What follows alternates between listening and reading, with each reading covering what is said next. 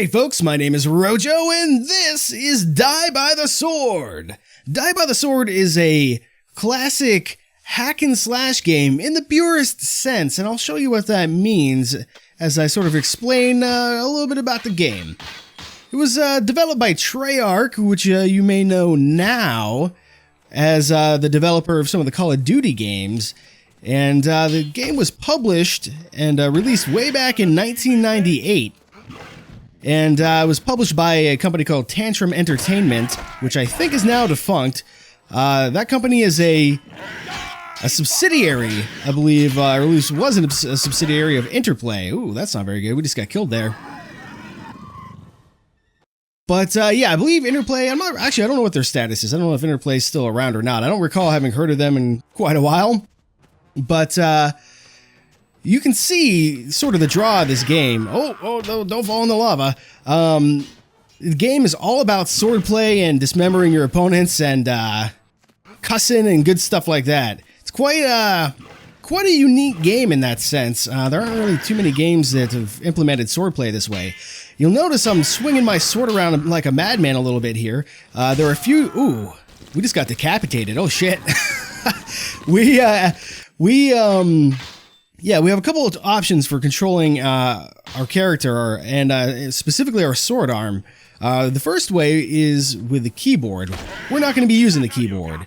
We are going to be using the joystick. Now, this is a very convoluted process. I'm using just a cocktail. Yeah, jump in the lava some more, friend. I'm using just a cocktail of applications to to allow me to actually use an Xbox 360 controller to play this game, and it's a really fun way to play the game. I highly recommend it if you own it.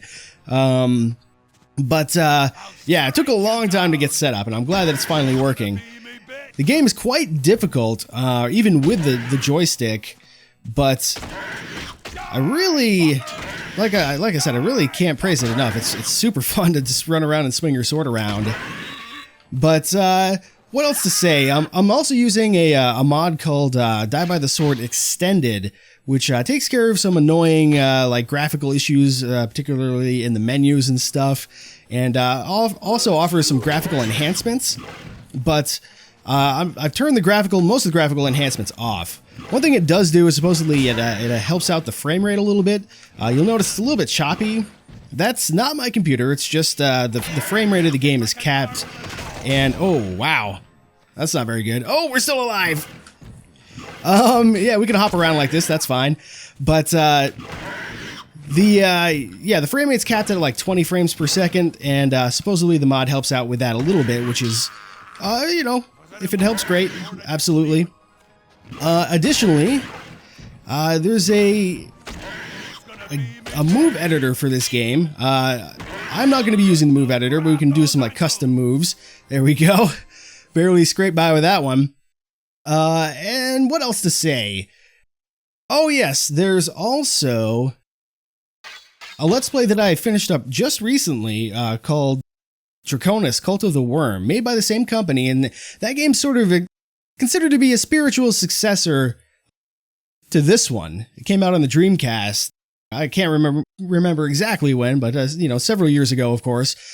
And if you want to check that out, there will be a annotation or a card or something like that you can click on. But I think that'll do it for this episode. We got through pretty much everything we need to get through. I just want to give you a little brief introduction before we start on the quests. The quests, there's two of them. Limb from Limb is an expansion, and the main Die by the Sword quest. We're going to start with Die by the Sword. We may or may not do Limb from Limb. We'll see how it goes. But we'll start that up in the next video. So, until next time, my name has been Rojo, and thanks for watching.